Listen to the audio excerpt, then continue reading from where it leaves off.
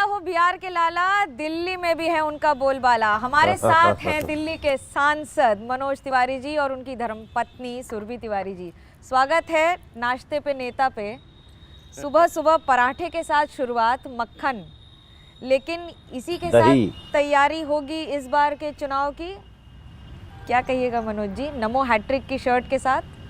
देखिए, अभी तो मेरा मन, मेरा रोम रोम, मेरी जितनी काव्य रचना है और कुछ साथियों की रचनाएं एक ही बात कह रही हैं कि सर्वजन हितकारी मोदी का ये सारा भारत आभारी।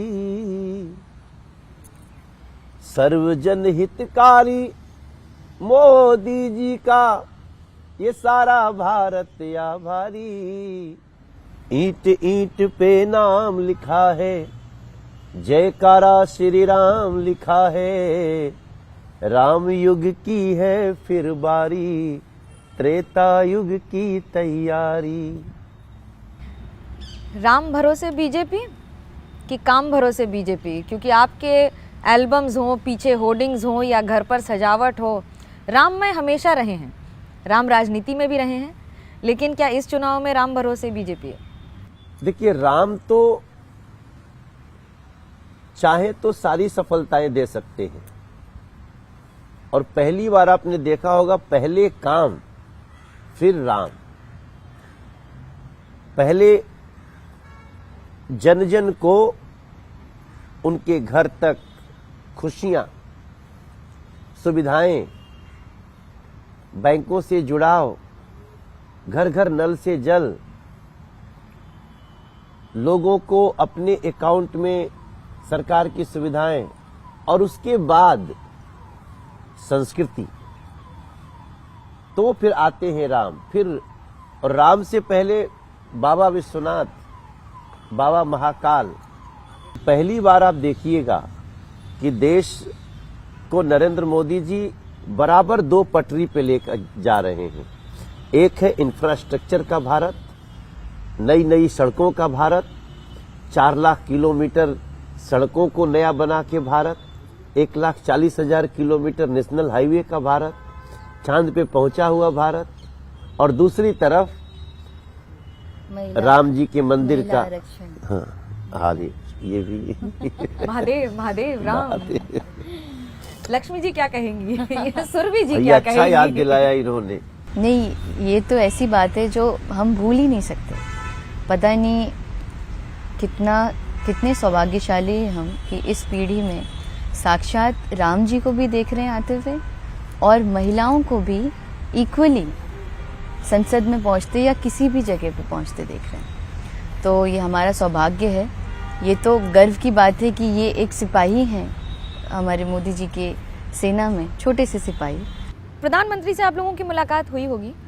मेरी अभी तक नहीं हुई है। आपकी जो हुई है उसमें क्या यादगार रह जाता है? ऐसा क्या है जो एकदम लगता है कि ये अद्भुत था? देखिए, जब आप नरेंद्र मोदी जी से मिलते हैं तो आपको लगेगा कि वो बिल्कुल आप ही के जैसे हैं। मिलने पर जो एक व्यक्ति का उल्लास होना चाहिए, जो एक सामान्य व्यवहार, तुरंत आपके घर का हालचाल पूछना, और थोड़े देर में ये महसूस करा देना कि वो एक बहुत ही सामान्य परिवार से आए हैं। उनको पता है कि मिलने के बाद एक भारत की संस्कृति के लोग कैसे बतियाते हैं। हाँ। ये बड़ी बड़ी महत्वपूर्ण बात है ये। हाँ, वो मैंने देखा है। कई बार ऐसा होता है कि जैसे हम लोग अचानक देखते हैं कि वो G20 की मीटिंग कर रहे हैं, दुनिया के सारे बड़े लीडर उनको जिस भाव से देखते तो मुझे लगता है तो बहुत अलग कोई आदमी है, लेकिन जैसे हम उनसे मिलते हैं तो लगता है अपने जैसे हैं। आप कार्यशैली से कितना प्रभावित रहे हैं और अपने साथ क्या अनुसरण किया है? क्योंकि चुनौतियां तो राजनीति में हर रोज नहीं आती हैं। नरेंद्र मोदी जी की मैंने जो महसूस किया, कोई उनका कितना भी बड़ा विरोधी हो, कुछ भी बात बोला हो, एक यूनिक इनोवेटिव आइडिया लेकर के आए नरेंद्र मोदी जी उसको ढूंढ के मिल लेंगे। हाँ, कारीगरी मत करिए, कारीगरी को पहचानते हैं नरेंद्र मोदी जी। एक्सरे कर लेते। हाँ, बहुत तगड़ा, वो पता नहीं कौन कंपनी का है। कमाल का एक्सरे। अरविंद केजरीवाल जी भी यही कहते हैं कि वो सबसे बड़े दावेदार हैं प्रधानमंत्री बनने के, नरेंद्र मोदी के खिलाफ सबसे बड़ा चेहरा हैं, इसलिए बीजेपी में शामिल करने के लिए आप उनको बार बार परेशान कर रहे हैं। क्या लाना चाहते हैं बीजेपी में? अब देखिए, इस पे मैं बोलना चाहता हूं, कौन है अरविंद केजरीवाल? आज जिस दिल्ली में वो मुख्यमंत्री के रूप में इतनी बड़ी आशा जगा के आए थे, आज उसी दिल्ली में हर आदमी सोच रहे जल्दी इसको जेल भेजो। गलियां, दिल्ली की गलियां चित्कार कर रही हैं। दिल्ली के सड़कों पे जब हम निकल रहे हैं, मतलब मेन सड़क छोड़ दीजिए, मेन सड़क में बहुत सारी सड़कें, अब आप कहिएगा चलो NH-24 देखो, चलो तुम ये एलिवेटेड रोड देखो, तो या बड़ी बड़ी सड़क या धौला कुआं एयरपोर्ट जाती हुई सड़क देखो ना, उनको मत देखिए। उसमें तो या प्रगति मैदान का टनल देखो, ये मत देखें, ये तो केंद्र सरकार कर रही है।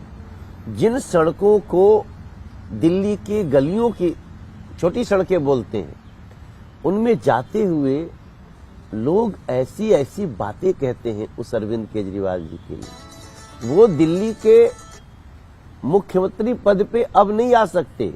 आम आदमी पार्टी कहती है कि आप रेड करते हैं, रुपया नहीं मिला, कुछ नहीं मिला, दिखा कुछ नहीं, लेकिन बार बार भ्रष्टाचारी बनाकर उनका भ्रष्टाचार पर उनका आरोप लगाते रहते हैं। कहते हैं साबित नहीं होता, ये आम आदमी पार्टी कहती है कि हम पे कुछ साबित नहीं होता है, लेकिन बीजेपी रोज छीटाकशी करती रहती है। साबित नहीं होता तो मनीष सिसोदिया को बेल क्यों नहीं मिल रही? साबित नहीं होता तो सत्येंद्र जैन को बेल क्यों नहीं मिल रही? थोड़ी देर के लिए बेल मिली है, वो भी मेडिकल आधार पर, उनकी तबीयत ठीक नहीं है। साबित नहीं होता तो कोर्ट थोड़ी भारतीय जनता पार्टी है, कोर्ट तो कोर्ट है। अगर आप अपनी फ्रस्ट्रेशन में कोर्ट को भी कटघरे में खड़ा करते हैं तो फिर वो आपका मन है, लेकिन दिल्ली की जनता को जो छल, जो धोखा अरविंद ने दिया है, वो मैंने राजनीतिक इतिहास में नहीं देखा है। मनोज्ञा जी, मनोज तिवारी जी दिल्ली से ही चुनाव लड़ेंगे कि बिहार जाने का प्रस्थान करने का भी कोई प्रस्ताव है? क्यों जाएंगे बिहार?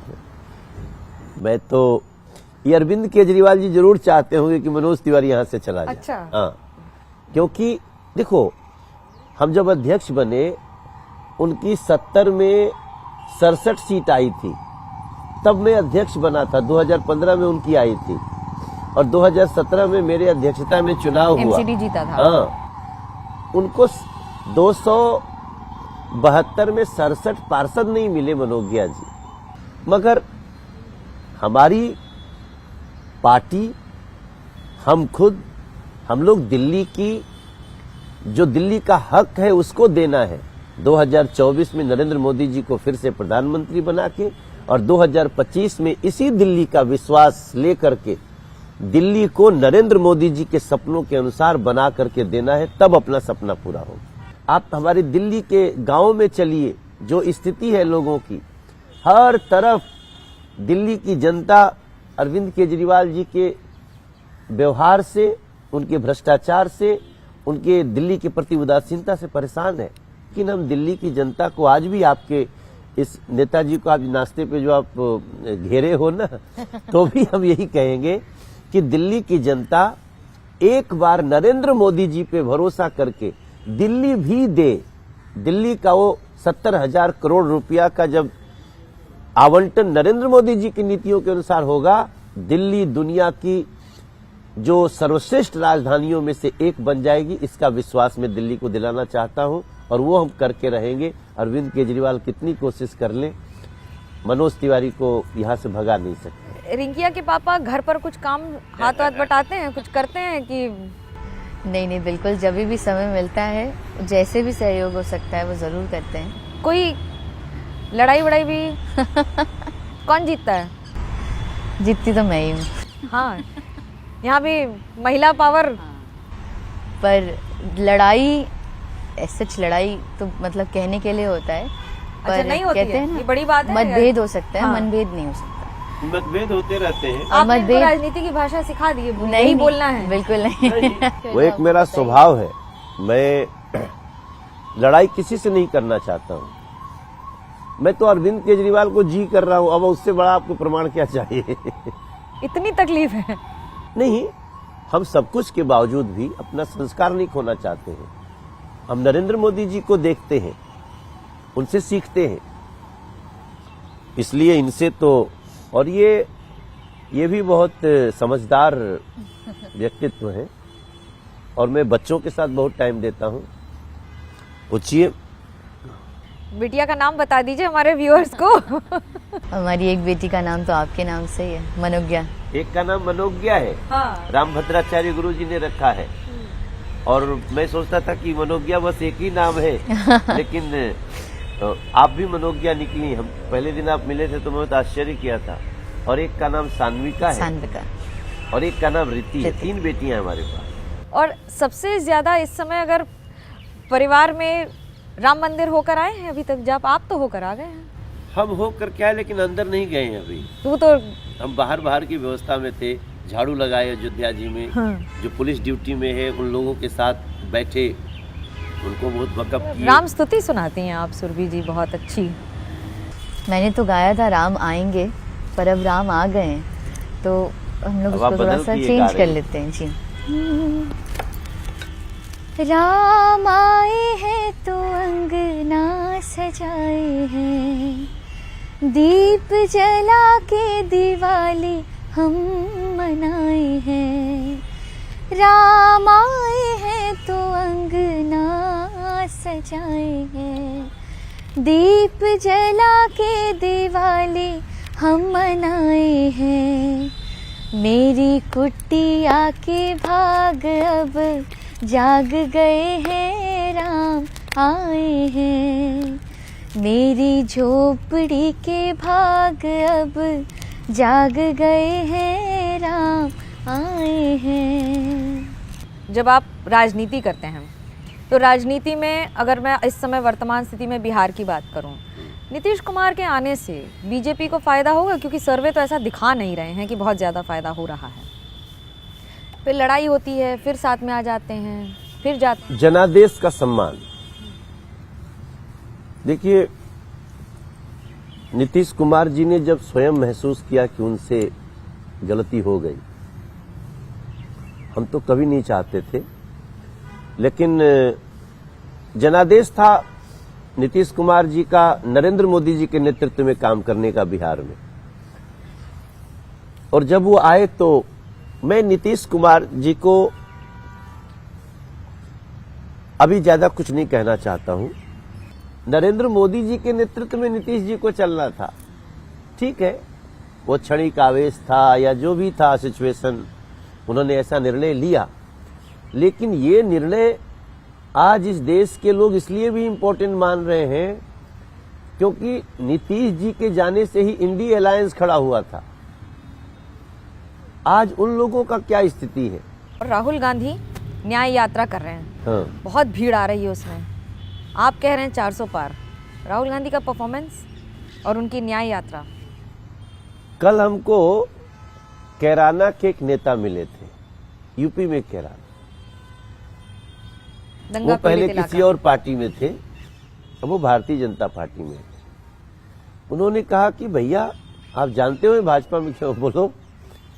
बोले कैराना में राहुल गांधी आए तब भी एक वही भीड़ ठीक ठाक दिखती है, प्रियंका जी आए तो भी वही लोग, अखिलेश जी आए तो भी वही लोग।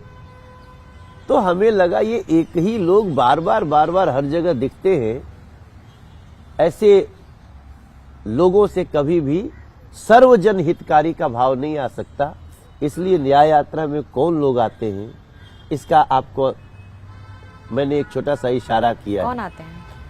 एक ही लोग हैं। कौन है? अब वो जो भी लोग हैं, वो ये देश के, हम जो एबीपी या मनोज्ञा का शो देख रहे हैं उनको भी पता है। और राहुल गांधी जी न्याय कर ही नहीं सकते।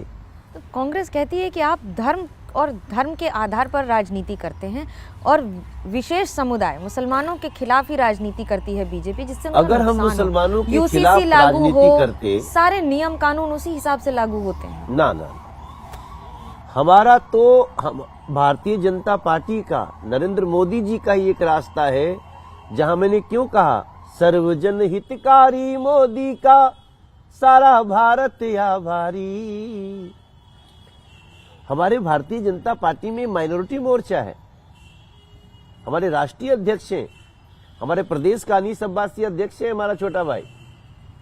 आप कभी उनका इंटरव्यू करिए, ऐसा थोड़ी हो सकता है मनोज्ञा जी कि ये बहुत बड़ी फौज है हमारी, और वो उससे पूछिए कि मुसलमानों के प्रति या और किसी पंथ के प्रति भारतीय जनता पार्टी का क्या भाव है। अब ऐसे में ही मुझे बता दीजिए, आखिरी सवाल, नमो हैट्रिक कैसे होगी इस बार अपने अंदाज में आप दोनों? देखिए, भारत की हर खुशियों का हो गया मुहूर्त है, भारत की बड़ी खुशियों का हो रहा मुहूर्त है, तीसरी बार फिर से हमें मोदी की जरूरत। ये नमो हैट्रिक का मतलब ये है, और ये जनता चाहती है, वही हम गा रहे हैं, कह रहे हैं। नाश्ता ठंडा हो गया मेरा। ये जोड़ी बहुत खूबसूरत है, और ठीक उसी तरह जिस तरह से इस बार राजनीति में नया मुहूर्त है। फिलहाल कैमरा पर्सन सूरज पांडे और हेमंत कुमार सूद के साथ मुझे मनोज्ञा लोईवाल को दीजिए इजाज़त। खबरों का सिलसिला ABP न्यूज़ पर जारी है।